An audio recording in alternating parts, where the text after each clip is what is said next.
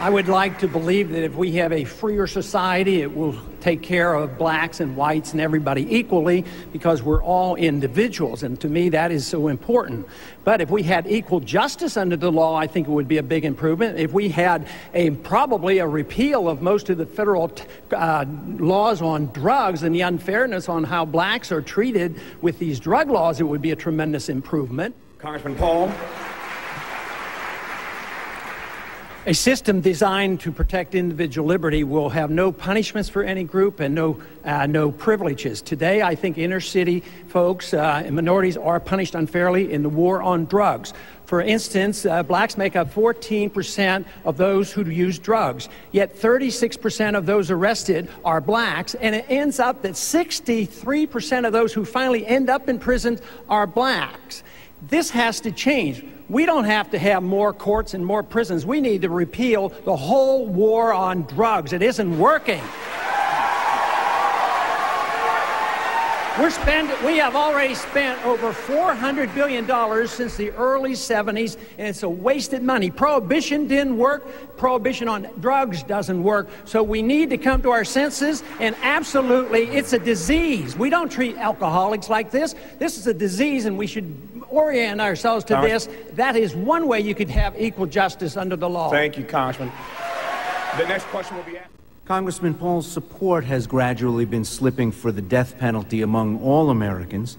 The Pew Forum on Religion and Public Life reports a large majority of whites still support capital punishment, while blacks and Latinos do not. Now, I know this is mostly a state function, but the president does appoint appellate judges and, of course, the highest appellate judges in the land, the Supreme Court justices who often review death penalty cases.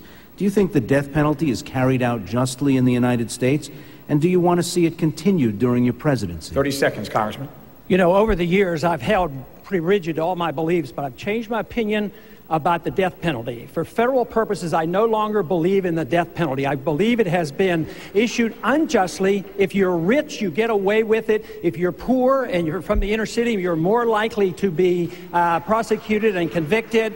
And today, with the DNA evidence, there's been too many mistakes, so I am now opposed to the federal death penalty. Thank you, Congressman. Senator Brownback. I'm not a racist. Matter of fact, Rosa Parks is one of my heroes. Martin Luther King is a hero because they practice the libertarian principle of civil disobedience, nonviolence.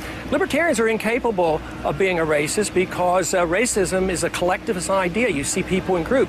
A civil libertarian like myself see everybody as an important individual. It's not the color of their skin that is important, as Martin Luther King said.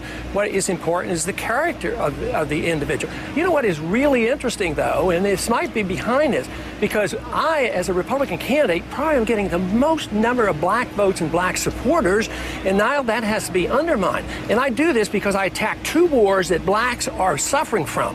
One, the war overseas, and all wars, minorities suffer the most. So they join me in this position I have against the war in Iraq. And what about the war on drugs? What other candidate will stand up and fight in the can and say, I would pardon all blacks, all whites, everybody who are convicted for nonviolent drug acts and drug crimes? And this is where the real discrimination is. Let me finish this because I got to get my message back because you put the other message out. Now, if you want to look for discrimination, it's in the judicial system. 14% of the inner city blacks commit drug crime. 67% of blacks are in prison. That's discrimination. That's the judicial code that I am attacking, and that is not racism. What I defend is the principle of libertarianism, where we never see people who belong to a group, and every individual is defended and protected because they're important in the individual, not because of their color of skin, but of their character. So I am the anti-racist because I am the only candidate, Republican or Democrat, who would protect the minority against these vicious drug laws.